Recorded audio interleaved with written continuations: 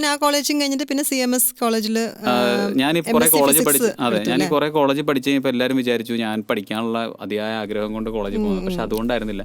എൻ്റെ ആഗ്രഹം മഹാരാജാസ് കോളേജ് പഠിക്കണം എന്നുള്ളതായിരുന്നു. കാരണം നമുക്കറിയാം ഇപ്പോൾ ഫിലിം ഇൻഡസ്ട്രിയിലും മ്യൂസിക് ഇൻഡസ്ട്രിയിലും നോക്കിക്കഴിഞ്ഞാൽ കുറേ എക്സ്ട്രാ ആൾക്കാരെ ബഞ്ച് ഓഫ് ടാലൻസ് പഠിച്ച മാത്രമല്ല നമുക്ക് നല്ലൊരു ചിലപ്പോൾ ഒരു മ്യൂസിക് ടീമായിട്ട് കൊളാബറേറ്റ് ചെയ്യാനൊക്കെ ഒരു ഓപ്പർച്യൂണിറ്റി കിട്ടുകയാണെങ്കിൽ എറണാകുളത്ത് വരണം. എറണാകുളമാണല്ലോ ഇപ്പോൾ ഇതിൻ്റെ ഹബ്ബ്. അപ്പോൾ അങ്ങനെ നോക്കി. പക്ഷേ മഹാരാജാസ് കോളേജിൽ എനിക്ക് MG യൂണിവേഴ്സിറ്റി കലോത്സവത്തിന് സമ്മാനം കിട്ടിയിട്ടുണ്ട് ലൈറ്റ് മ്യൂസിക്കിന്. അപ്പോൾ അങ്ങനെ മഹാരാജാസ് കോളേജിൽ വരുമ്പോൾ ആപ്ലിക്കേഷൻ വെച്ചു കൾച്ചറൽ കോട്ടയിൽ. മാർക്ക് വെച്ചിട്ട് എന്തായാലും കിട്ടില്ല, നല്ല മാർക്ക് വേണം MSc അഡ്മിഷൻ കിട്ടണമെങ്കിൽ.